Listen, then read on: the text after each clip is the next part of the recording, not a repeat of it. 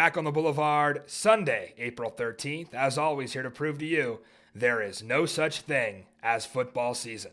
We're presented by the Believe Network tonight. Victory Beers for the only undefeated team remaining in the UFL. And victory tastes so sweet.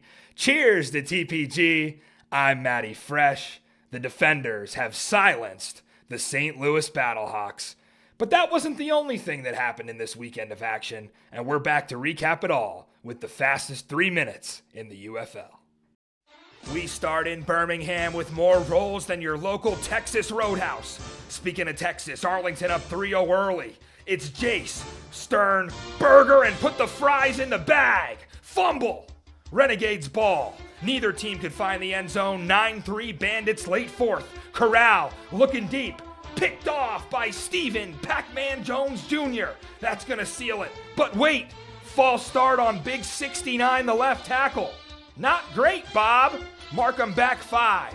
Corral back in the saddle on 4th and 11. Game on the line. First down to Marlon Wayans-Williams. 30 seconds now. Matty Ice to the end zone. Cade the Rock Johnson. We're tied up at 9. No PATs allowed. Corral gonna take it himself. Ball game. Birmingham saddles up and steals one 10-9 over the Renegades. Marcus Sims, the newest roughneck, trying to beat Memphis for the second time in 3 weeks. Mid-third, boats up 2. EJ Perry, give me that. Kings of Leon O'Neal. Oh, Roughnecks are on fire. Last chance for Memphis. They pull Perry for T as in Troy Williams. Breaking free. Touchdown. Boats back within 1. The conversion to try to tie it. Incomplete off pressure by Jameer Jones. Houston and Henderson winless no more. In the D with destroying hitting piss missiles. Late third, Michigan up 2. Whoop! Jaden Sheridan all the way from Monmouth University to the end zone in his first UFL game. 43-yard touchdown to put the Panthers up 8. Now 5 minutes to play. 3rd and 6. Perkins intercepted by Jordan Williams. Whoop! And he could go all the way. Brahmas tie it up with the 2-point conversion at 23-all. Panthers hit a field goal to lead it. All up to the irreplaceable destroying. To the left. Michigan hangs on 26-23. Spring football's main event with St. Louis and DC. Defenders up 3-0 first quarter. Jordan Tamu, off play action to tie. Travis Scott going sicko mode to silence the dome. 62 yards, DC up 9-0 early on. Handy Manny Wilkins trying to answer. Floats it up top for ballpark Frank Darby. Touchdown, it's a 1-score game. Now into the 4th, DC knocking on the door. JT, end zone. Cornell Big Red Powell, the dagger in the dome. 7 have fallen, 1 remains perfect. DC to 3-0. Cheers to that, TPG. Shannon Harris, 3-0. As a professional football coach, goo goo gaga for you and your little diaper with your binky. Show us your shirt there, little boy. What was it? What was that shirt say? Oh, it says Tamu is my daddy. Oh, TPG, we're here to have some fun tonight. How you feeling, my friend? Well, I feel like this look is just really fitting for me today. Not only was I a loser today, but I was a loser all weekend. 1-3 on my straight up picks. And yeah, not feeling too good after this one. Disappointing, but we'll get into it after we touch on your best bets, which again, you just keep on leaving me out of. So that's another bone I have to pick with you about. But aside from that, we'll talk about the game in a little bit. You got ahead of yourself. We had you right where we wanted you, with everybody counting DC out. And I will say, we're going to get into this one. I talk so much this week that I breathed a big old sigh of relief. I had confidence, no doubt. You have to have confidence to talk the way I did all week. But I'll tell you, there's always that little thought in the back of your mind. All right, St. Louis is a good team. You know, I respect the coaches over there. I respect the players. They got a solid organization. There's always that thought, like, are they going to come back in the second half? But quickly, the liquid confidence here took over with the DC koozie. And yeah, we're drinking on the show tonight. See, TPG doesn't wait until he wins to drink on the show. He already thought he had it in the bag. He was shotgunning beers on Thursday. You gotta wait for your moment, guy. You gotta wait till the spotlight is shining. And speaking of that spotlight, it shined bright on DC, who's the only 3-0 team left in our standings. St. Louis falls to 2-1, as well as Arlington. The Brahmas are done. 0-3. I cannot believe it's week 4 and the season is pretty much over for the San Antonio Brahmas. It's just too much ground to make up. In the USFL side, Birmingham at 2-1 with Michigan in a tie there. Roughnecks get a dub at 1-2. And the Boats at 0-3. All right, you talk about best bets, TPG. Let's get into our best bet results. We were 6-1 coming in, 7-3 now overall, 1-2 week. The Boats, you know, you were drinking the Kool-Aid. I'm going to blame this one on you. Thoughts on the Boats not covering here, not winning even outright? We talked about this on the phone a little bit earlier, but there's a lot of people, you know, on the internet that give out picks about this league. And from what I saw, that everyone was on the Showboats. I don't think anyone thought the Roughnecks could win this game. And as, you know, two teams that have the same record, you know, you would think maybe someone would back Houston. Not a lot of people did. So, yeah, obviously don't feel so great about that one. And it just goes to show you, like, no team is as bad as you think they are. Especially DC. Listen, I think we were okay until Nolan Henderson came in that second half. That got a little weird. Yeah. And then, you know, comes down to the end. I'm sitting on Boats -3. I actually had really good closing line value there because it got all the way up to, 6? And I'm thinking, well, they're going for the win, so I'm cooked either way. Like, I think even if we went to overtime, there's really no way for me to cover because you pretty much, it's 2-point plays, right? So weird situation there. We had our total of the century, the under in San Antonio, Michigan. And what I thought the Houston-Memphis game was going to be, which is like, I figured that might get a little weird with like pick sixes and high scoring. And that went over as well, but not as highly over as the highest scoring game of, I think, the UFL season. Between San Antonio and Michigan, they popped 30, this is 49 total here? If I could do drunk math correctly.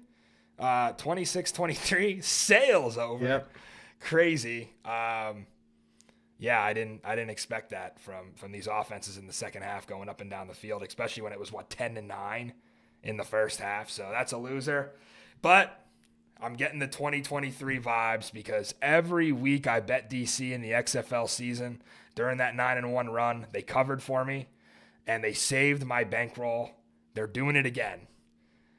DC +7, the lone winner of the weekend. Of course, I sprinkled the money line. I wasn't going to give that out to the public as a best bet because I want you guys to get the most value. But of course, we sprinkled the money line over here at +250 for the Defenders. And we're 1-2 on best bets, making us 7-3 overall. All right. That's our standings and our best bets. DC 27, St. Louis 15, the little cherry on top for Matt McCrane. Field goal at the end to end it. And by the way, I like to see that. He had to get some redemption for missing that 27-yarder. But we're not going to highlight the negative here. I want to say this, TPG. I'm not hanging the championship banner yet.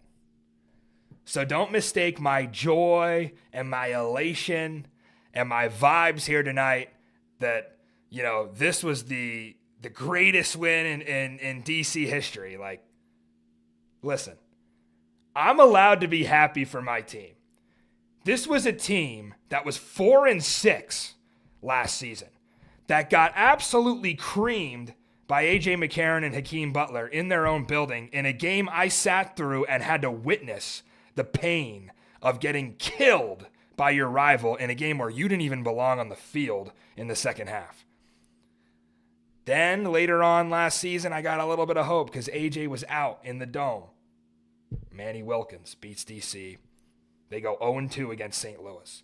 So you're damn right I'm allowed to be happy about this one. When my team as a 7-point underdog comes in and backs themselves up and from the jump hops out to an early lead, never lets it go the rest of the way. There were times in that game where it looked like St. Louis might mount the comeback. DC answered. They responded. They rallied. They came together. They made the adjustments they needed to make in the second half, and they get the win. Is St. Louis still the second best team in the UFL? Of course. I think that was a great main event for spring football this weekend to show the talent on those two sides. Obviously, both sides made mistakes. But you're damn right I'm allowed to be happy, and I'm allowed to have a victory beer. No, I'm not hanging a championship banner yet. We got a long way to go. We got St. Louis coming in Week 10 to Audi Field on a Friday night, which is going to be, I can't even imagine thinking about that. A lot of games in between them. But to be 3-0 and the only undefeated team in the UFL feels pretty good. And to have TVG sitting in there, sucking on his Binky, just waiting for a chance to respond. I love it even more. Show us the shirt one more time, buddy. I'm just curious because UFL on Fox put a tweet out about, if you're the hero long enough to become the villain, Jordan Tamu, you said it, that he was going to come out firing against his old team. I guess he did. I take this out now? Am I able to? I really wanted to make sure I rambled there to make sure you really, Yeah, you were really making me keep that in for a while. starting to gag a little bit. This thing's disgusting to have in your mouth for that long. But disappointing loss. Obviously, the Battlehawks' identity coming into this game on offense was being able to run the football, priding themselves on that, and the run game was pretty much non-existent all day. And the only time Jacob Sailors really got going was on screen passes. So, yeah, just a brutal day for the offense. Flashes here and there, Manny making throws, but for the most part, Greg Jr.'s son, or Greg, we'll call him Greg Jr. What's his name again? Blake Williams. Yeah, he had a great defensive game plan against the Battlehawks today. Really pressured that offense good, bottled up the run. And I feel like he kind of figured out McGagan. McGagan, loved using the pre-snap motion, loved using that orbit screens, and it seemed like every time, the Battlehawks would try to do that, he would have like a blitz off the backside or the front side to combat that and really throw off the rhythm. So, yeah, just a disappointing day for my team. And I think everyone's gonna say, like, is Manny the guy? Is he gonna be able to get it done? And I truly believe he can. It was just a rough day where he wasn't able to gain confidence in himself because the ground game just wasn't there, and that's like any quarterback, right? Any good quarterback usually has a good run game to help him out, and just Manny didn't have that today. So, but I think heading into this game, the story about DC's offense all year was, hey, they could get you 3, but they have a hard time scoring. Where on the flip side, the Battlehawks, it was like, hey, we could score at least 4 times per game. And that complete narrative, got flipped on its head. It was the defenders that were ending drives with touchdowns, and it was the Battlehawks that were ending drives kicking for 3. So, yeah, just a disappointing day out of that, watching DC's defense feast after seeing their D coordinator leave this week. Not great, but you live to play another week, and hey, Arlington's up next, so I'm excited to see what this team can do bouncing back. It's time for a reality check, because that's good analysis. You did a hell of a job for somebody who had to open a show with the pacifier in their mouth for 5 minutes. I'll give you that. There's one thing you said that you got to have a reality check on. You and the rest of your fan base miss A.J. McCarron, and that's okay. When Aaron Rodgers left Green Bay, I missed him. Okay? Do I love Jordan Love? Of course. I want to see him succeed. I don't want to go to the backup. But it's okay to admit that you miss A.J. McCarron. The problem in this situation is I think it was overlooked how much you might miss him because the first 2 weeks were such a polished product with Phil McGagan showing that run game. And what did I tell you about the schedule? You were going to be exposed for a cupcake schedule. You weren't being able to exert your will on the DC defense and just smash the ball down their throat like you would against Houston and San Antonio. Here's a padlock stat for you. Shout out Josh Pate for the padlock stats. 7 carries for 1 yard for Jacob Sailors. Print it on a and how t-shirt. How many tackles per loss did the DC defense have? Niner. Like a Niner. 9, 10? Yeah. 3 sacks as well. Yeah, I mean, I wanted to pull up as well another stat you could look at. Your average third down distance. Can you guess it, TPG, what it was, what you guys were living in on third down? Like third and 12. 12 exactly. Yeah, that seemed about It was right. 14 in the first half, and they got a little better in the second half. And then they had what they wanted in the second half with the 3rd and 6. That's manageable, right? To the point where you could even run the ball and kick a field goal to tie it. That was the moment right there where you kind of knew. Gave the ball back to DC. Now Fred Keiss is going to control the clock. And they did. We'll take a look at that scoring drive to end it. 10 plays, 62 yards, 6-16. Now, you talk about DC settling for 3. That's something I worried about as well.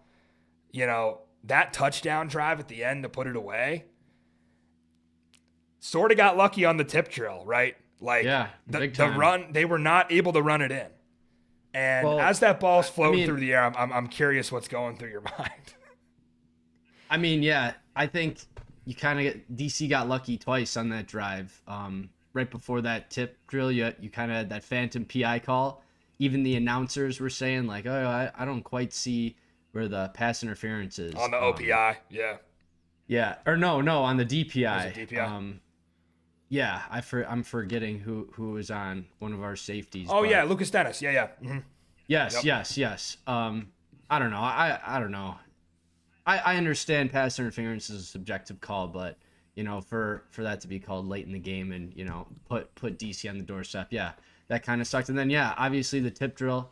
I thought we had good defense on it, and you know, even Beck kind of alluded to this in his press conference. You know, sometimes the ball just doesn't bounce your way, and it did not bounce the Battlehawks' way today. I will say on the flip side, though, I thought the defense played, you know, really well. Really? Was able to get solid. Yeah, I mean, at times, passing? obviously, I mean, at times, you know, we gave up some big pass plays, but for the most part, I thought we were getting pressure on Jordan. The only problem was when we would get pressure, we weren't able to bring him down. He was able to scramble and make something out of it. And you know, they picked him off twice. Could have picked him off for a third time. Easily. Yeah. That could have turned into a pick six. He got a little lucky on there. Can't believe he dropped that. Yeah. Yeah. No, but I thought the defense played pretty well. I mean, bottled up the run. Abram Smith was pretty much a non-factor the entire game. I know Deion Jackson, he ripped off a big run, but yeah, defense got beat, especially on some of those third downs. Like some of those long third down completions were horrible to see. But yeah, I mean, Tamu's a experienced quarterback. He's going to make those throws when he has to, and that's what he's done time and time again this year. He hasn't been, you know, the most accurate guy when it comes to his completion percentage, but when he has to have it, he tends to find it. So yeah, it's like you can almost go back and rewind the Thursday show and like some of the things that we both talked about, you know, like came true. I talked about DC's offensive line sort of being underrated coming in and St. Louis thinking they had an advantage in the trenches. And through that first possession, Abram Smith goes backwards, Feeney's to the quarterback. I'm thinking, can we get Liam Fornadell in the game at guard? Like, our best lineman needs to come in. He's sitting on the bench. I know he's only been around for a couple weeks since they re-signed him out of the NFL.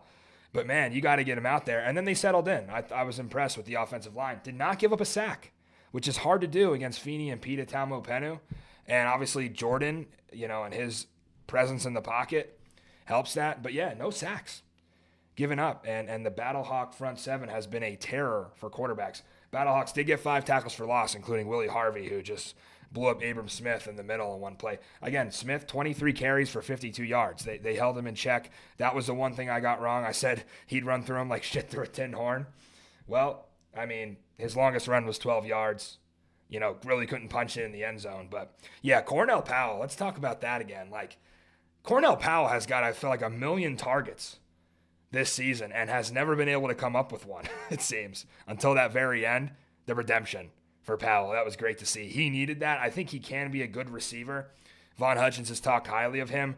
Jordan throws him the ball. It always doesn't seem to go right. And it was good to see Powell score that one at the end. As far as Jordan, you're going to get what you get, right? 17 for 37. The completion percentage is something you can't look at with this quarterback because the volume of passing is so high, they're going to miss throws. He's going to miss throws, and he's going to throw passes that look like they're going to get intercepted. This is going to be every game this season until we finally get that Abram Smith breakout game where he does go for 100+. It did not happen today. It didn't matter because Ty Scott is all UFL. A difference maker. A guy who probably is going to be the next Lucky Jackson, Chris Blair, Ty Scott, right?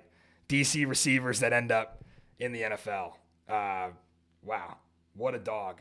That play action, did that remind you of someone? I wanted to ask you that.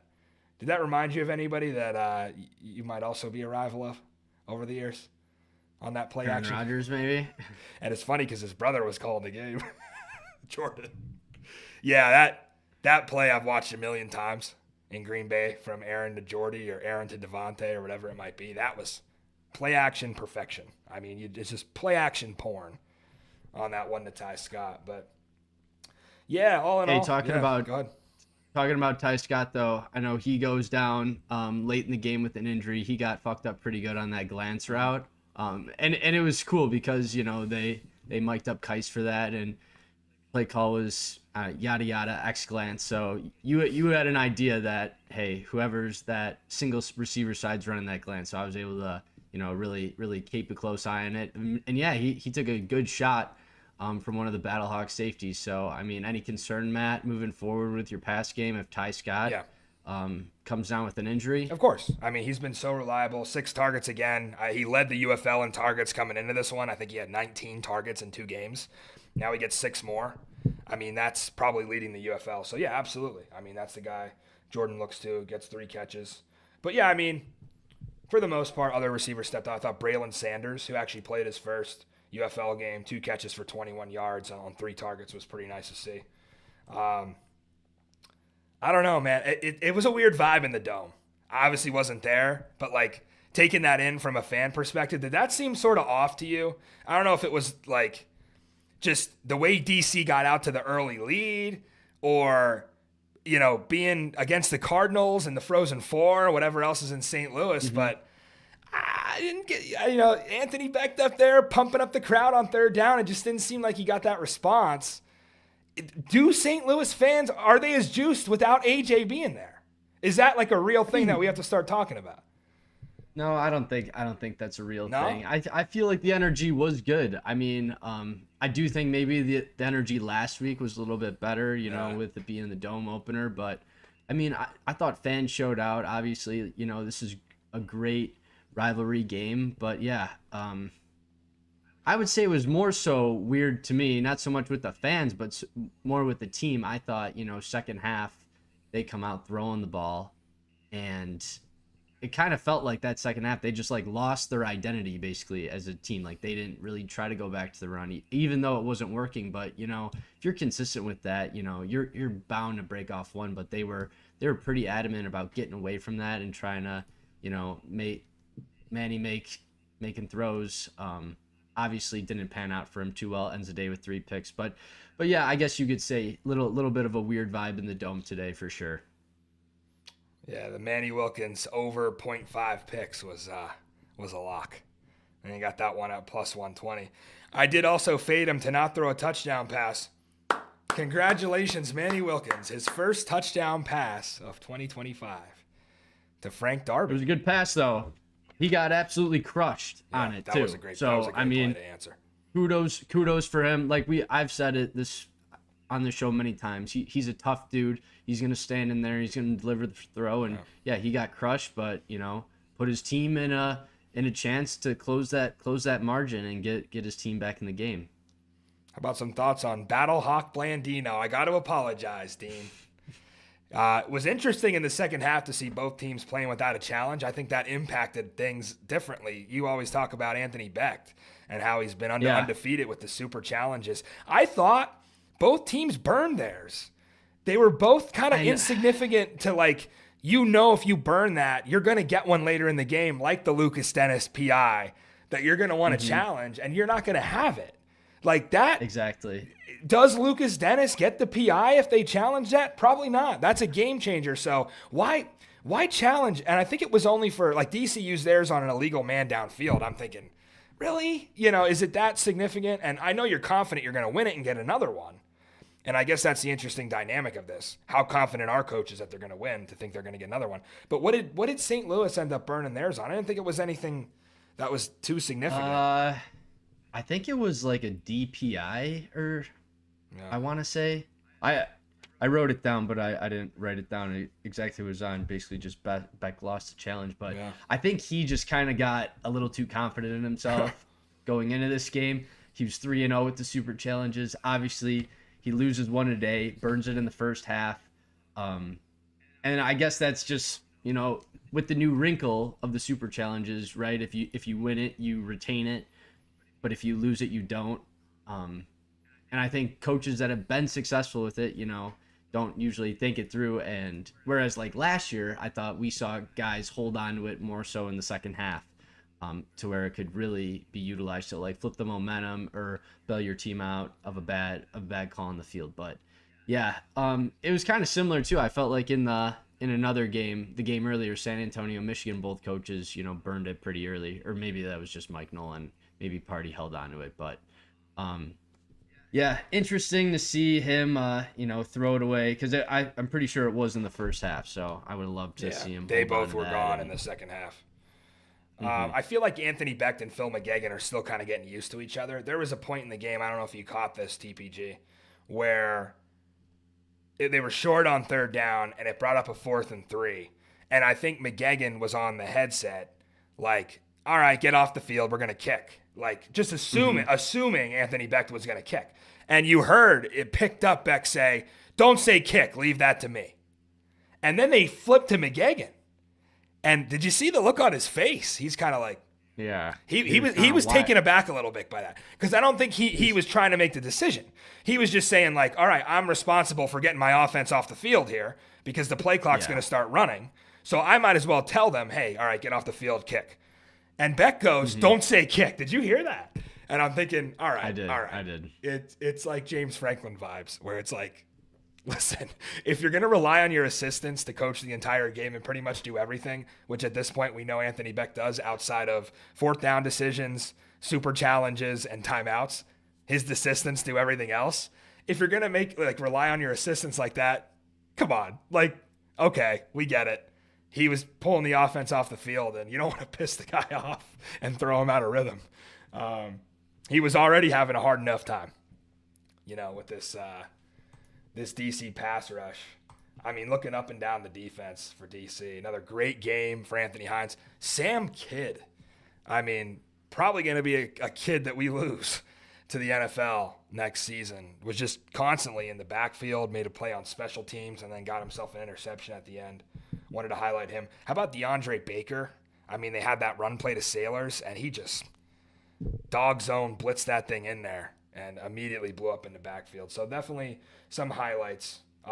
Bryce Thompson got hurt, and Willie Drew came in the game and got a pick. I was not familiar that DC's secondary was that deep. It's a secondary that lost Monte Nicholson to the IR. Sam Kidd comes in, steps up, and now losing Thompson there, who's a big deal in the secondary.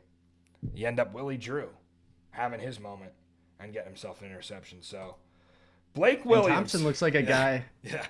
Thompson looks like a guy that could probably miss some time. Like he looked like he was in a lot of pain grabbing his shoulder. So I don't know. I'm not too confident that he'll be out there next week. But like you said, if you got depth, I mean, it's a next man up type of game. So yeah, St. Louis was missing Hakeem Butler for sure. The receivers are good, and I don't know if it would be that much of a difference with Butler in there because obviously Manny's still got to get him the ball ultimately. But I mean, if you're living in 3rd and 12, that's a guy you can just throw it up to. Mm-hmm. And I don't know if they have that with Denzel Mims. Like Mims has good size, but he just doesn't seem like Hakeem Butler, who can just break open a game and kind of dominate. And I honestly think it helped DC's confidence to not see 88 out there as a mental thing. Because you're just running through your head if he's out there like, damn, 3 touchdowns last year, 200 yards receiving. Like, it's just a mental factor. So to not see him out there, that had to build their confidence. To know that, you could match up with these receivers. And they were hitting hard out there. So Blake Williams, early candidate for DC head coach in 2026. What do you think? Did this little experiment by Greg Williams to run off to Tennessee State and make his kid the DC, did that work out?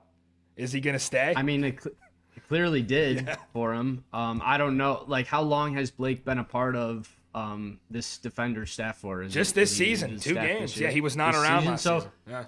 I mean, he's probably going to end up staying. I don't know if Barlow's going to bring him to Tennessee I don't State, think so.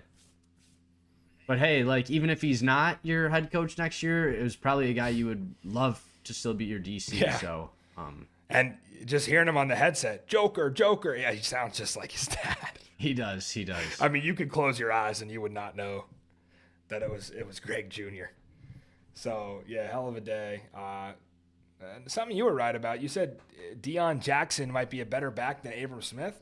8 carries, 54 yards. They didn't give him much, but he had a long of 28, 6.8 yards a carry. Deion Jackson is a guy to keep an eye on. Would probably start in most UFL teams, is what it seems. Definitely. But, you're going to give Abram Smith his 23 carries, which is a ton.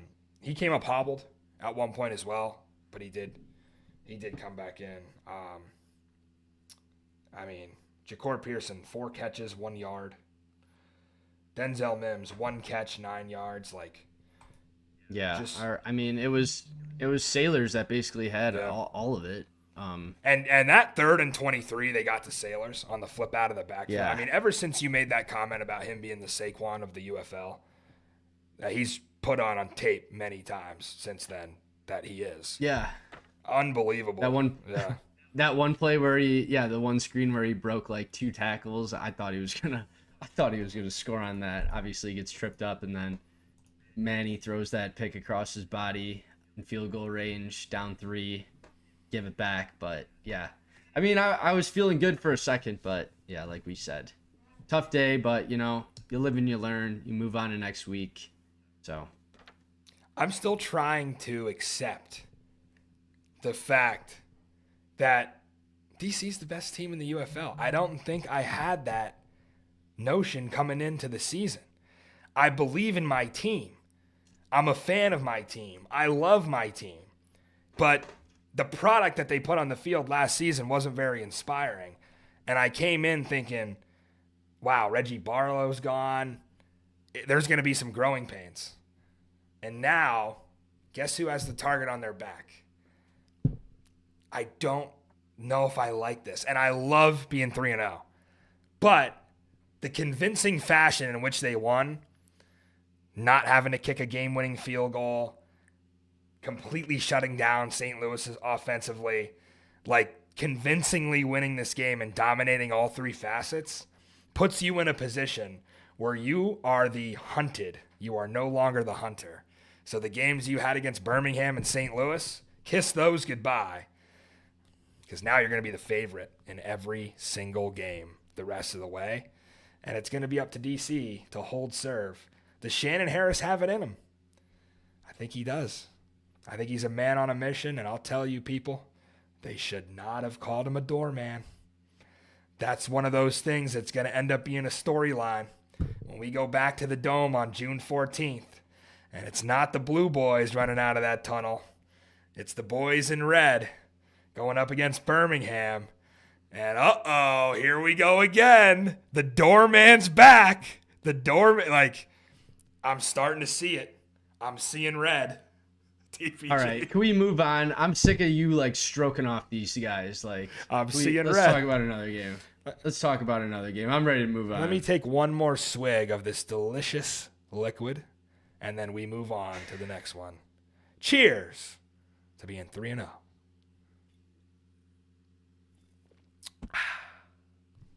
All right. I loathed enough. We'll do Friday night, Arlington, Birmingham. Yeah. So, wow. Not much to say about this one through the first, 58 minutes? No touchdowns. Well, yeah, but we did have, I don't know. I'm going to leave that to you. I'm going to leave that to you. Yeah. You say what you have to then.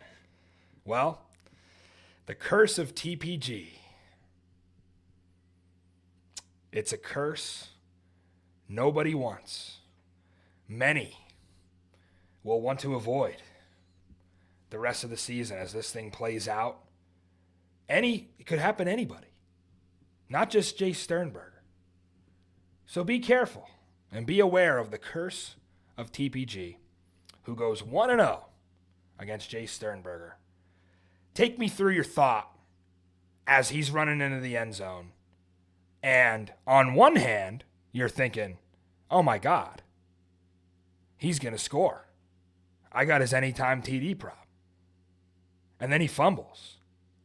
And it's a win-win for you at the end of the day. Because now, after the game, he's going to tweet. And tweet he did. He said, just like we drew it up, hashtag TPG1, Jace 0. So there was one win for TPG on the Boulevard this weekend. Didn't come from St. Louis. It came from Jay Sternberger. But you alluded to this. So basically before the game, I'm looking at the props, right? Figuring out what I want to take. And Jace, me and Jace had a whole back and forth. He said something about me. I said something about him. And it was great, obviously. So how my dumb gambling brain works is I'm saying hey, this guy calls me out. This is a sign. This is a sign to bet this guy anytime touchdown. So put it in. And basically I would love for him to score and run up to the camera and say fuck people's gambler. I would have loved for that. Obviously doesn't go that way, gets punched out at the goal line. And as someone who played football for a very long time and has had that very similar situation happen to me, there is no worse feeling in the world than seeing nobody between you and the end zone and some guy just comes up behind you and just clubs it right out of your hand. It sucks. It's just such the highs of highs and the lowest of lows, because there's nothing like scoring a touchdown, and when you get so close but you come up short, it sucks. So obviously everyone online was piling on the guy. And you know what? I didn't want to, because, I said what I had to say. But yeah, unfortunate for you, Jace. Hopefully we could have you on the show soon. We could talk about it. And I don't believe there is a curse, but me and Matt, we were talking about something. We have a little dispelling of the curse ceremony in the near future. So, hey. But all in all, yeah. Don't look at me. It's your curse. I had nothing. I had nothing. Hey, you're the one that said it was the curse, though. I had nothing to do with it. I'm not. You don't get to decide whether it's a curse or not. I mean, when that happened, it was clear it was a curse. Now, the one thing you do get to decide is, will the curse continue, or will you need to take the proper steps and action to dispel this curse. And that's a decision that TPG is going to have to make.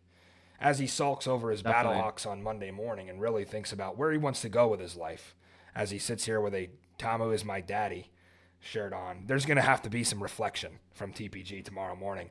And he'll either bounce back and get better from this, or it could really spiral. So that decision that you make, I'll be here for it Thursday, and I'll fully support you. Whatever you decide to do. You want to continue the curse? Fuck it, let it ride. You want to dispel it? You like Jace? We'll see. I think either way, you can't go wrong. There's positives for you on either side. So when you really think about it, you're just happy to be here, right? Just happy to be here. Not every day, right? We get a UFL player, one of the more notable ones, chirping and interacting and having fun with us ultimately. So yeah, that was wild. And it really was our Birmingham's best chance to score there until 2 minutes left in that game when Matty Ice went nuclear at the end. Let's talk about it, though. Should you be able to decline a false start penalty? Now, Absolutely. yeah, like it's an interesting question because had they blown it dead and then it was picked and a referee came in and said, well, I had my whistle. They just kept playing through the whistle. Then you take it back. But they didn't blow the whistle. They let the play go on. And now you want to look at a dead ball foul? What triggered Mike Pereira to look at it? It's hard not to say the fact that it was a play that was going to end the game and cause Birmingham to lose. So it's a game-deciding play. Is that why he looks at it? Everyone talks about it's inside of 5 minutes. So that's when they can review things? But is it that they can't review things the rest of the time? It has to be inside of 5? Like, kind of a gray area here. And, yeah, the Renegades got robbed. I think we can both agree on that, right? Like, yes, but at the same time, like they couldn't get out of their own way on offense. they had their chances, I mean, for sure. Yeah, they did. And like when you let a team hang around like that for that long, like that's how you get beat. So, yeah, I mean, it just seems like this, and they did it against Houston. This offense can move the ball. Like you look at the numbers, 178 pass yards. Like Perez still completed 26 passes. Mm-hmm. They just can't score. And it plagued them against Houston as well. Horrible. Yeah, it's awful. Like they go 0 for 4 on red zone touchdown chances here. So is it that Perez is a better mid to deep passer and they don't have a short passing game, or they don't have anything outside of like the T formation when they're on the goal line with Davion Smith? Yeah. Like they just inside that 5 or inside that 10, they stall. And, yeah, kicking a bunch of field goals is not going to beat Birmingham. I do have to say, though, Birmingham is in trouble. Like, no run game. I mean, it's Ricky Person and C.J. Marable plowing into the back of the center to the tone of 18 carries for 53 yards, 2.9 a carry. And I feel like these were good backs last season. Ricky Person came up huge in that UFL championship. So what is going on with Birmingham's offense? And I think Skip even alluded to this. Like he said during the game, he like broke. He's like, what am I doing? I don't know what I'm supposed to do here. We are not executing. It's not working, TPG. Well, you mentioned Corral in Person running into the back of their center. The Stallion center, Cole Schneider, he did go down with an injury. There you go. And that's once that happened, I believe that was early second half, and that they were really unable to do anything. So yeah, interesting to see if he's going to be back in the lineup next week because yeah, I think that really hurts this Birmingham offensive line if this guy is out. Yeah, they already have a couple of injuries up front. I think their starting left tackle was out. Now, Arlington did not get a sack, so they did protect Corral. And he moves well. You could see definitely on that 1-point conversion, like the design run. Matt Corral can run. He's quick. And, yeah, we talk about the relationship between Skip and Matt. I think they're different people. And I think that they have to compromise with each other to get on the same page a lot of the time. Because Corral is a California kid, right? He's very laid back. He's on the bench. He's got his arm around the thing.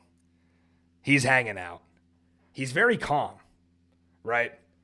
That doesn't mean he's a bad player. That doesn't mean he's not invested in the game. He's chill. He's relaxed. Cool, calm, and collected. Skip Holtz is intense. He's a million miles a minute. He talks your ear off. He thinks out loud. And he's very intense, right? So they're different. And it's like when Corral's coming off the sideline and Skip's in his ear, and you see Matt's body language just kind of like shrugging him off and like sometimes just listening to him as he continues to walk to the bench, it makes you a little uncomfortable to see that between a quarterback and a coach, especially on the picks, right? He throws another pick, probably should have had 2 on a great play by Jones Jr., but he does throw a pick to Joe Powell on the first drive? And Skip's losing it. Yeah, first drive. It makes you wonder, like, is this why Matt Corral didn't start last year? Is this why he didn't win the job over Magoo because of shit like this? But hey, look who gets Skip a win in the end, Matt Corral.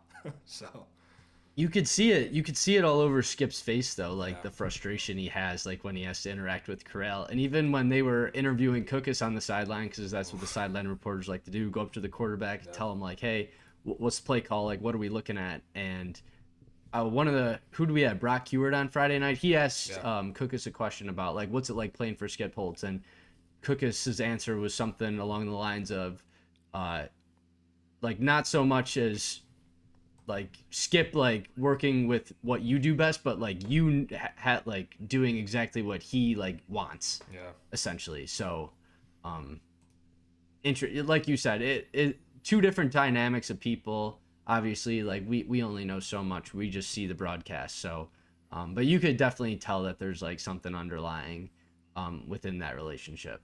And the penalties again for Birmingham, 10 for 78. Like they just cannot get out of their own way. Arlington defense is definitely much improved. I'm impressed by those guys. I really am. Jaden Price stays like the best corner in the league, I think. Yeah, and Corral did go for 255, but I mean he threw 41 passes. That's a high in the UFL for any team.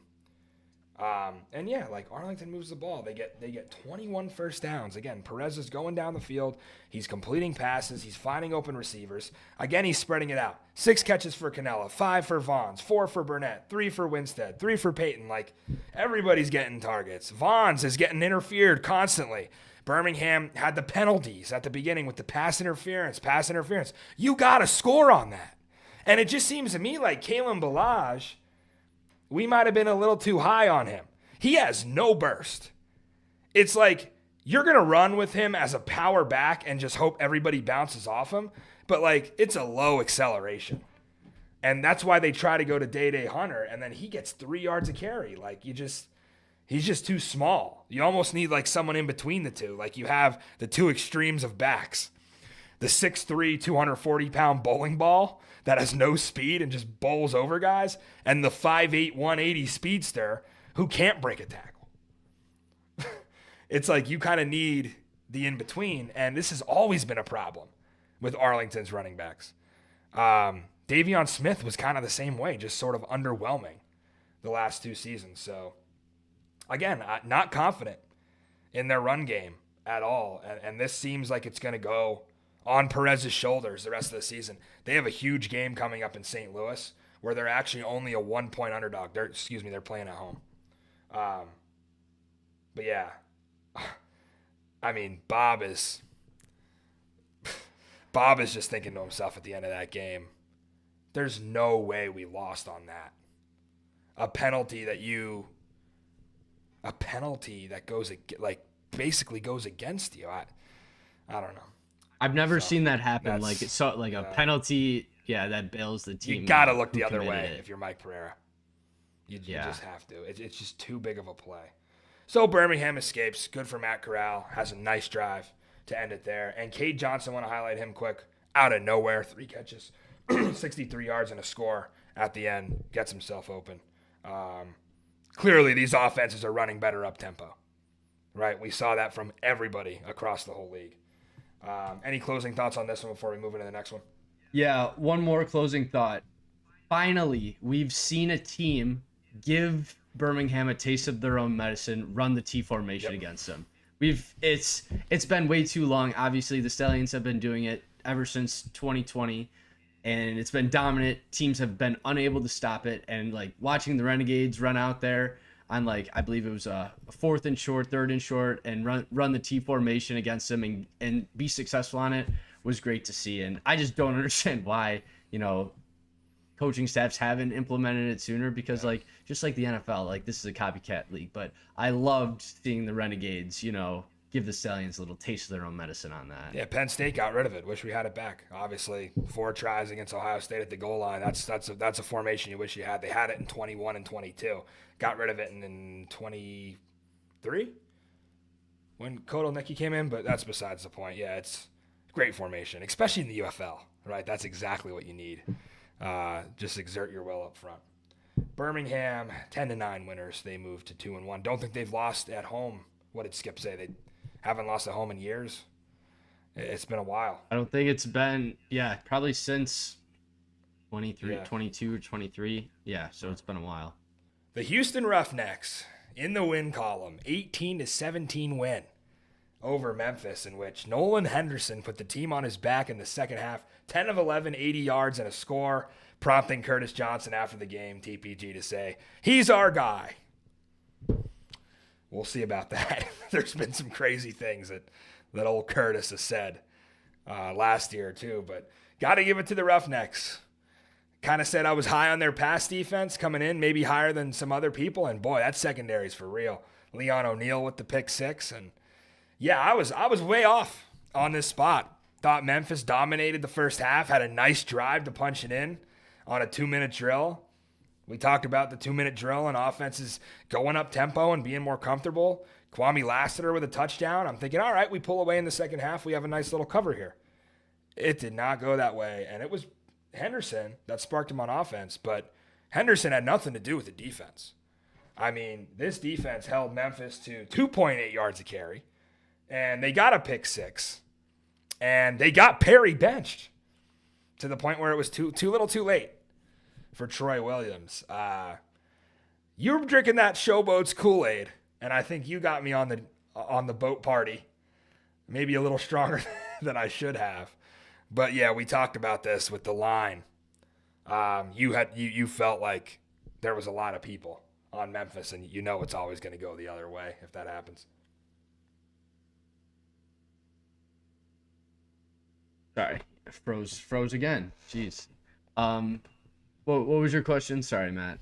No, I was just asking you about Memphis and how they steamed up to all the way to -6 before kickoff, and how it seemed like they were getting a lot of money coming in on that side, and you're just waiting for them to blow it, sort of thing, right? Where you had a convincing favorite not be able to close it out. Mm-hmm. Well, yeah, the Showboats, they took DC down to the wire. I mean, and even last week with that Roughnecks Arlington game, we kind of thought it was a little bit more of a, it was more of just like a fluke that Arlington just wasn't able to keep it to pull away. But, Roughnecks get the win in this one. We're on the wrong side. And yeah, Nolan Henderson, savior of the day. Anthony Brown definitely lost his job. I think it's safe to say that. Did EJ Perry lose his job? I don't know. See, like that's the difficult thing, because at times, Perry looks so good. Like right before half, he completed 8 straight passes to go on that long touchdown drive, and then those 2 picks. Like, I mean, the first one was a little bit more understandable, but the second one, where he runs like 15 yards back and just tries to make something out of nothing. It's like, dude, you're already outside of the pocket. Just throw it away. Live to play another down. And yeah, I don't know. Like I said, I've said in the past, like I thought Troy Williams had the slight edge in this quarterback room, and we'll see moving forward. So yeah, not too convinced on Perry just quite yet. Yeah, and how about 19 plays, 73 yards, 10 minutes off the clock for Memphis, putting it all on that one possession at the end. Yeah. And then the 20th play, Houston holds on the 2-point conversion when I fully expected Troy Williams to take off there. Now, I couldn't cover regardless. We talked about this in Best Bets because if they were going to win by one. In fact, I was kind of hoping that they'd maybe have a breakaway score on the 4th and 12, so could still cover. Maybe Jay Adams gets behind the defense. But no, credit to Houston. They held on the 20th play. Then they had to get their exhausted guys back out there for the 21st play, which was basically the 4th and 12. And, it didn't work out for Memphis for whatever quarterback they use. Williams gave him a little bit of life. But, yeah, Leon O'Neal and the rest of that secondary. How about Bauer off the edge, a guy I wasn't familiar with out of Houston? Just pressured Perry all day. Looking at his defensive numbers, yeah, Bauer, number 4 out there. He was a guy that I was looking for. Tayshawn Bauer, the outside linebacker, 2 tackles for loss and a sack. He was in the backfield all day. I was impressed. I was already a little high on this pass defense, but I wasn't confident in the run defense at all. And Memphis has a problem. They can't run the ball. 2.8 yards a carry here. You thought you had mobile quarterbacks. You have, Williams went 4 carries for 35 yards, and he obviously ran for the touchdown at the end. But I don't know if they continue to rotate quarterbacks here going forward. But yeah, it seemed like Tom Cable over there, the run game coordinator for Houston, had some things figured out. They go for 25 carries, 118 yards, 4.7 a carry. That's an uptick from their 2 performances that stunk the last couple weeks. And a lot of that's Henderson. Henderson, he needs a spy on him because he's going to take off, and that kind of opens up the run game. So Justin Hall, a little disappointing. 5 catches, 22 yards. They just throw him those little swing passes. He doesn't factor as much into this offense as he did last year, which I find interesting. But yeah, let's touch on Marcus Sims. Did Marcus Sims playing Memphis already in week 1 make a difference in the game plan? Do you think that's something that they talked to him about and said, what'd you see? You played these guys 2 weeks ago. Definitely. I think, but I think teams, try to do a good job of reinventing themselves each week, and it's put out on film, so everyone knows like what you're trying to do. But I think, yeah, to an extent, I think it definitely helps like this receiving game. And just knowing like maybe some tendencies that Horton has and stuff that they could key in on and really exploit. You kind of touched on this though, but Zaquandre White, I thought he really popped off the screen. He had a great game, running and catching. So that was great to see him get involved when he really hasn't been getting the most of the workload this season. And a couple Houston Roughnecks defenders I want to touch on. Leon O'Neal, 9 tackles, a TFL, and that big pick 6. He had a great game. This is 2 weeks in a row he's put together 2 great performances, and he's, in my mind, or in my opinion, I feel like he's really like stepping up and becoming that that leader of this Houston Roughnecks defense, and they're gonna need it because we've seen this offense can only do so much, but maybe with Nolan Henderson at the helm, he could, raise the ceiling to like what this team can accomplish. But another guy on the defensive side of the ball I want to highlight, Damon Arnett, former first-round pick out of Ohio State. I thought he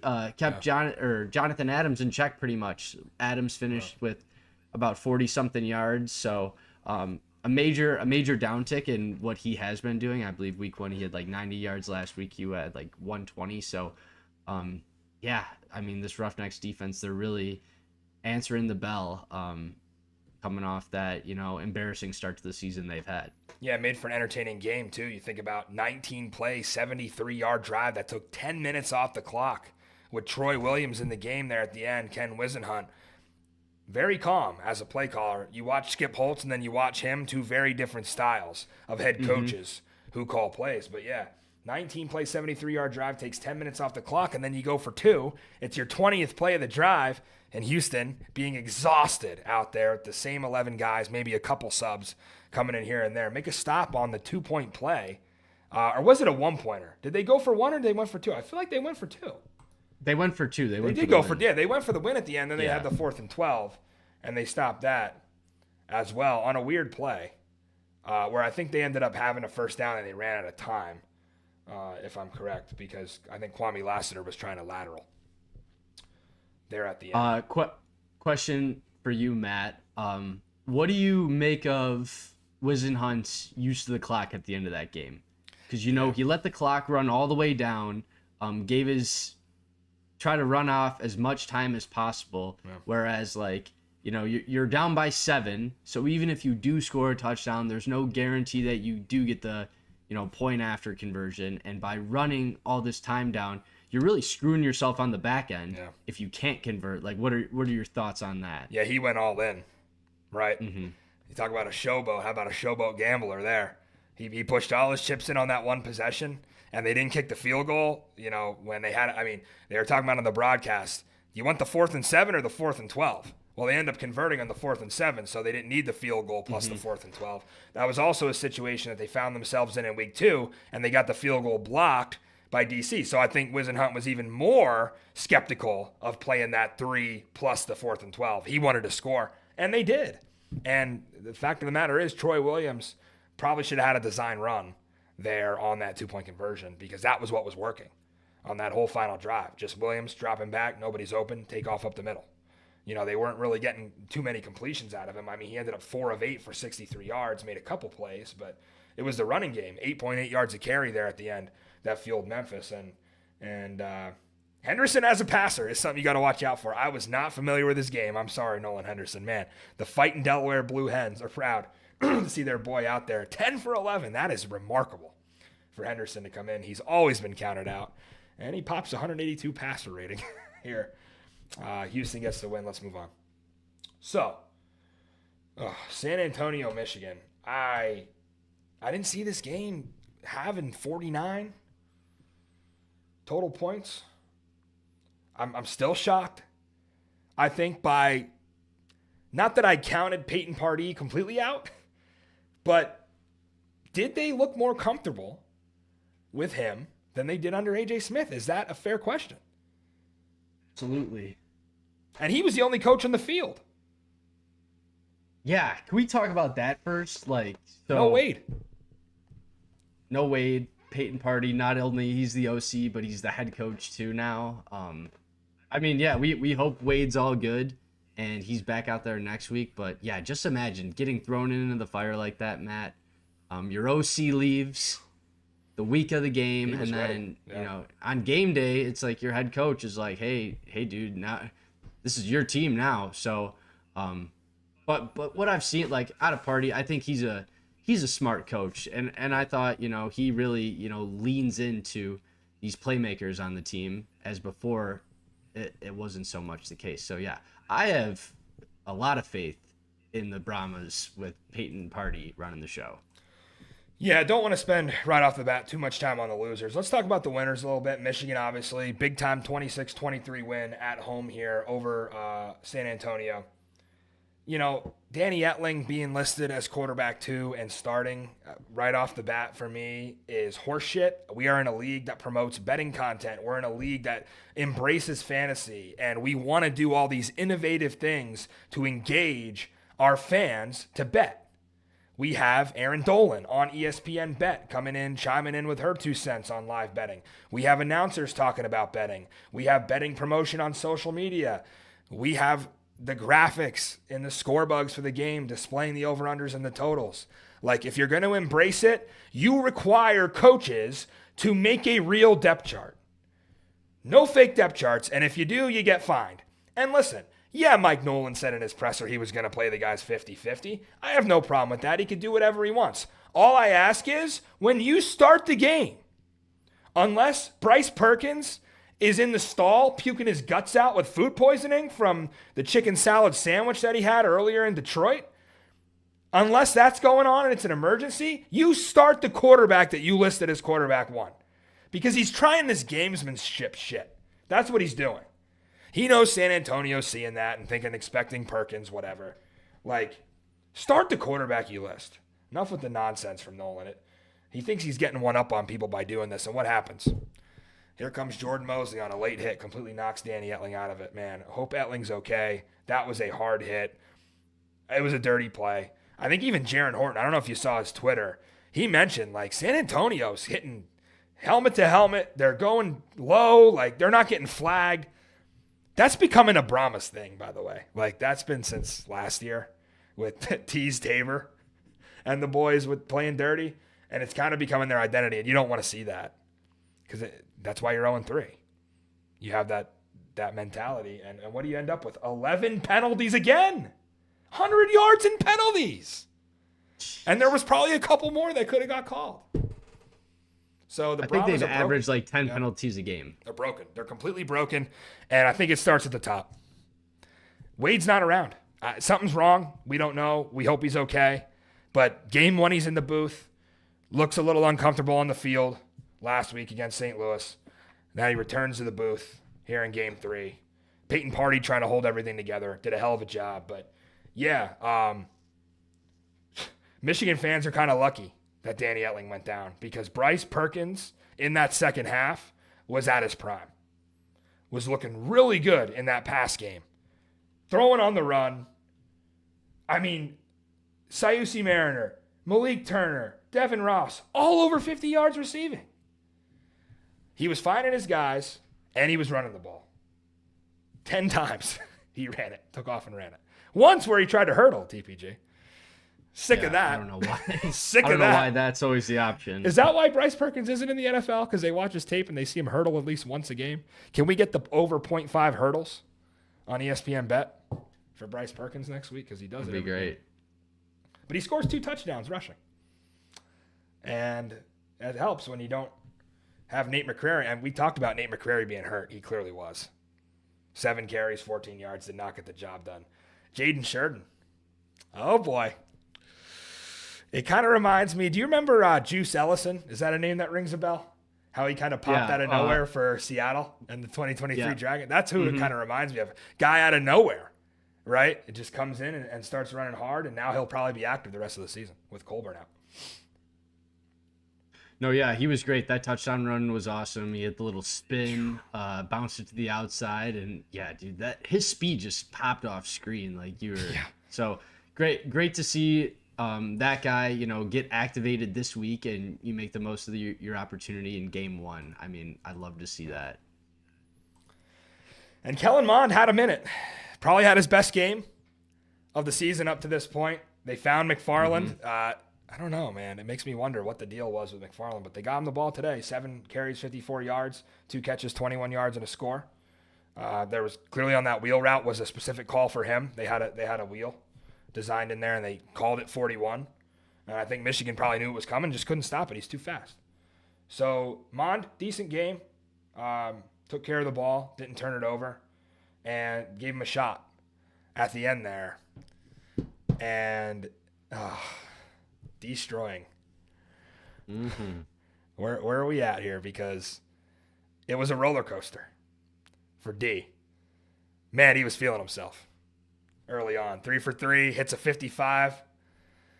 Probably in there thinking he's Jake Bates, right? Like, this is my building now, Ford Field, right? I'm the one who's kicking bombs. And it was a great kick on that 55. I was impressed.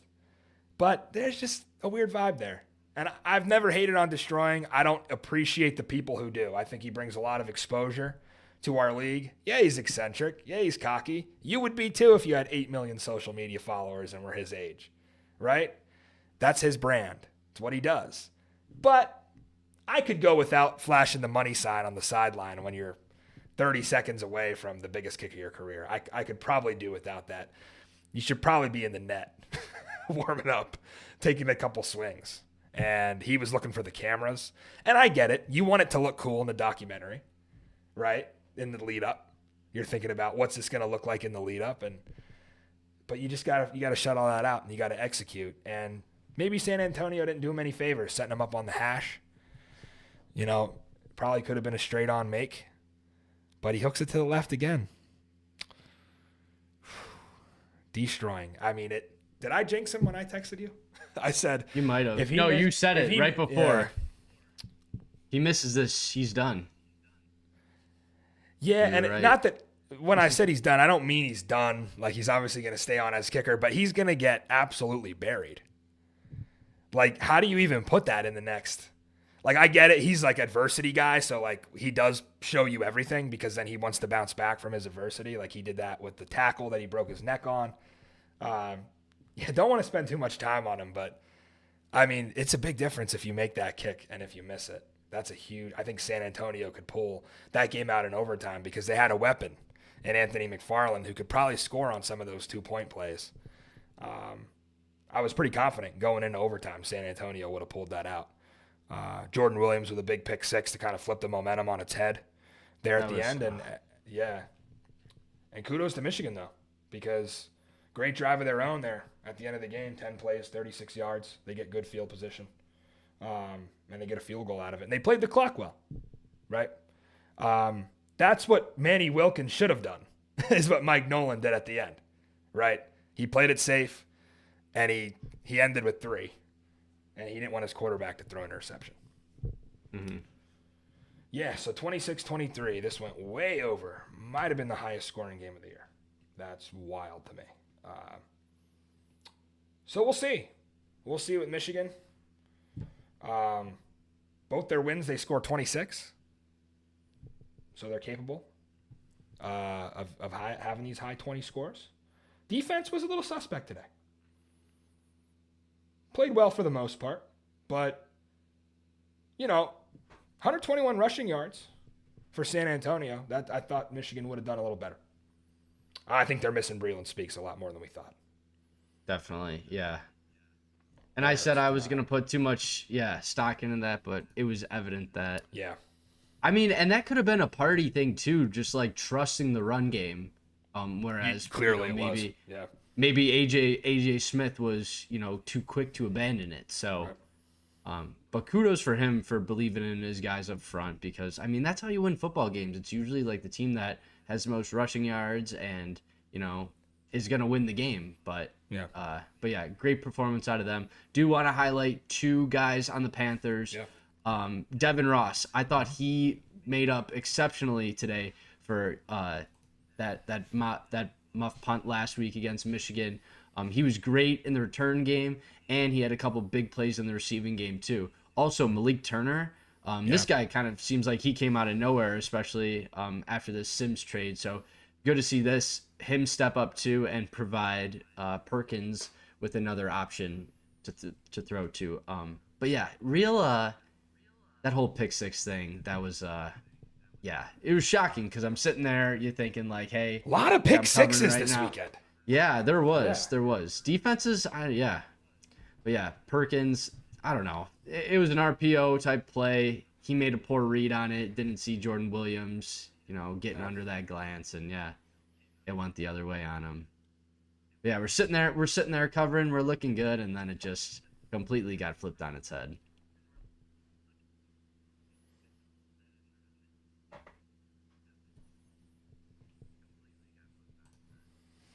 So San Antonio's done. I think they're completely out. I think this was their last chance to win a game. You can't come back from down 2 games on everybody. If it was just one team that you were down 2 games on, maybe you'd have a shot. You're 2 games back on everybody. And there's just not enough ground to make up, right? You're not winning 7 in a row. At the most, you could maybe get hot and win 5 games. And then you're still what? At that point, 5-5? 4-6, even with that. So they would be 5-5, even if they went 5-2 to end the year. So that's just not going to get them there. It's not going to get them there, and we'll see. Does Wade Phillips come back in 2026? I think a lot of people are going to start talking about it. Or is there going to be a new staff? Hines Ward might be a name. They bring him back. Do they bring him back to San Antonio? We'll see. There's other coaches that were San Antonio early. Hope they win a game or something. Yeah. I was gonna say there's other coaches and they got USFL guys. Too, so it's like wow. No. there's other coaches I think that were USFL guys that are, very deserving of a job in this league. Guys like Bart Andrus, Mike Riley, like guys that, had really good teams, Love to see those guys get another opportunity in a league like this. All right, let's run through the power poll quick before we stay too late. We got DC at 1.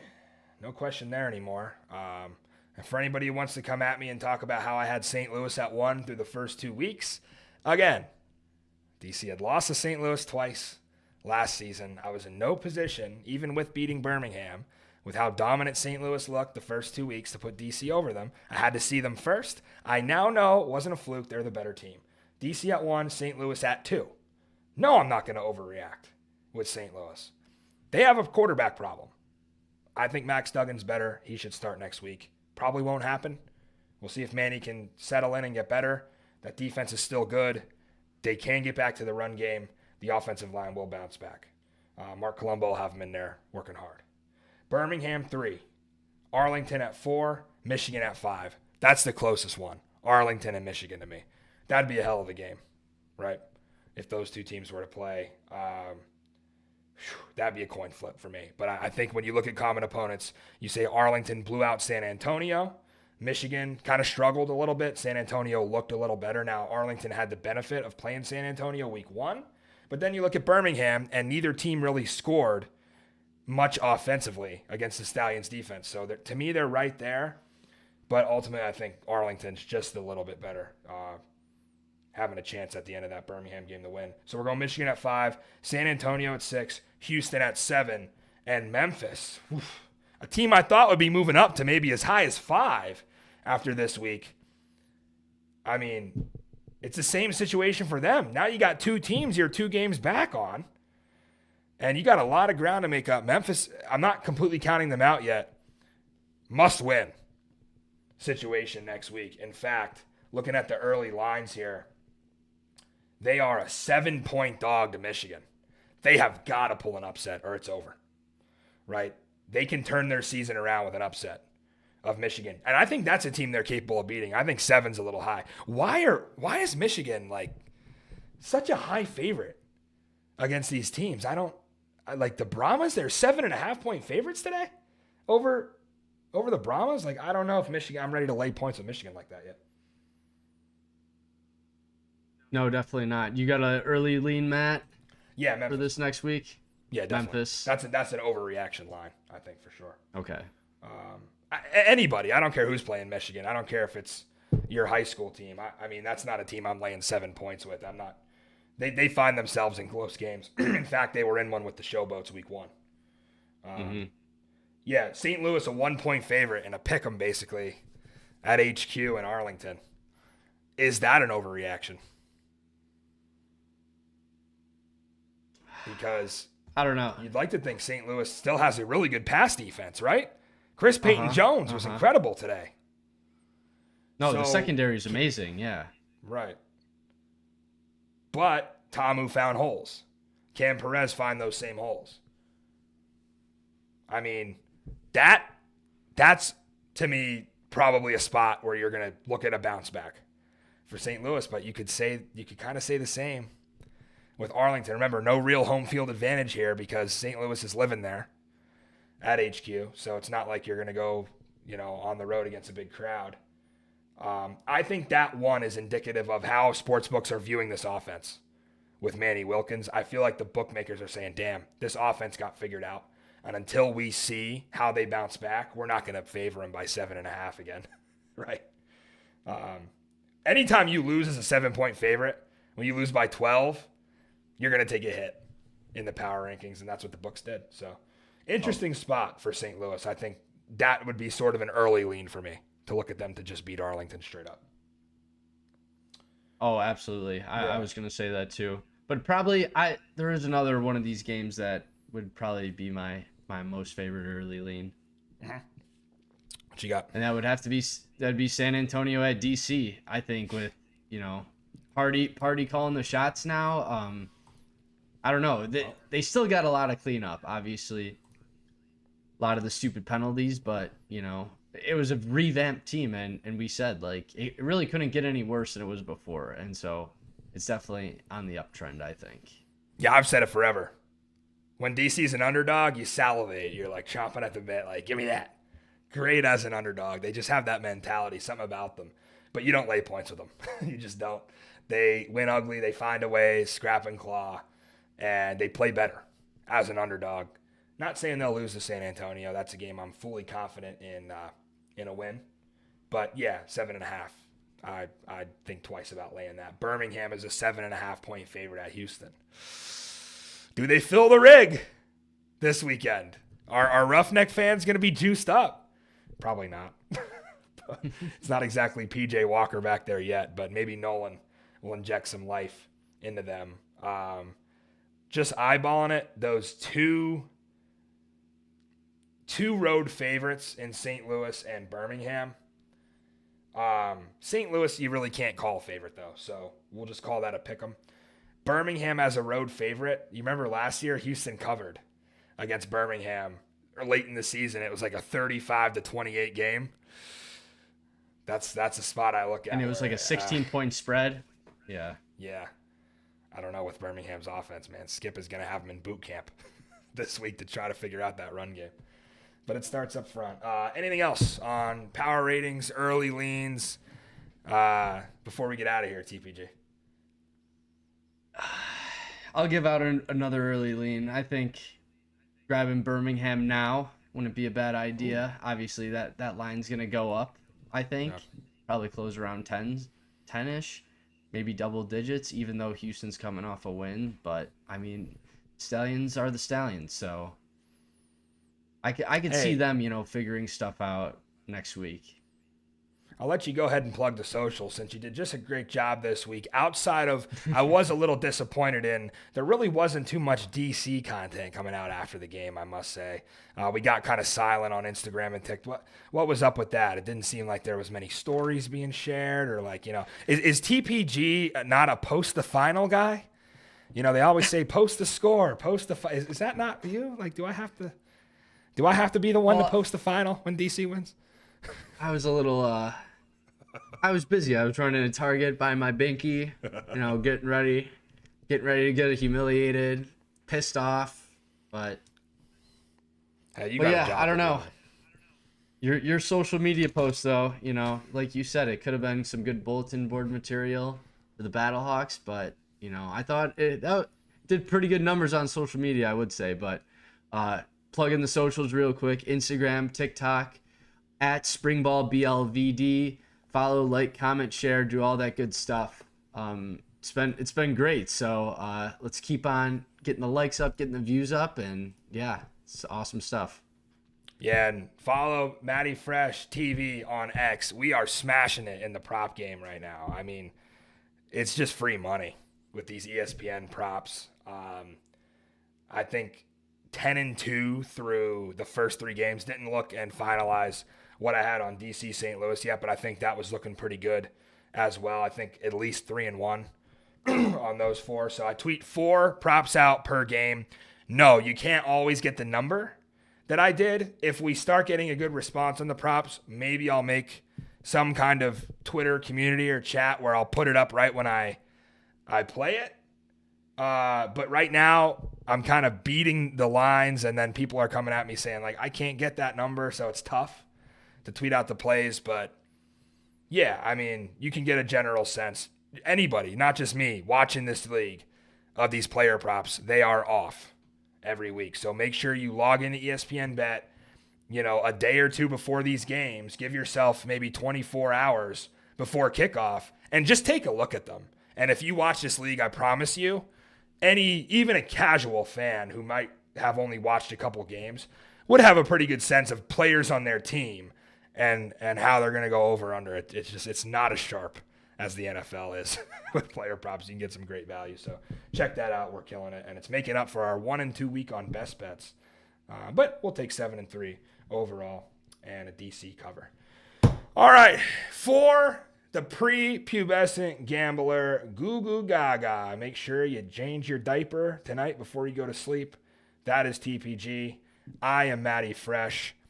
Cheers to the DC Defenders. 3-0. We'll leave you with the sights and sounds of UFL Week 3. Why is he in the game? Don't you put him in again. Guy just stopped, both his feet right in the hole. Hey, put that bitch in the eye. No, baby. We're going to run this mother effer until they can stop it, and then we're going to repackage it and run it again. Call it a late hit. I'd call it unathleticism. Now, throw your challenge. That's our attitude as officials. We miss it and say throw your challenge. That's on Jack Kramer, center out of Bowling Green. Illegal snap. Offense. Trying to float. Come play me, man! Come play me, man! Great job. Welcome to the new San Antonio Brahmas.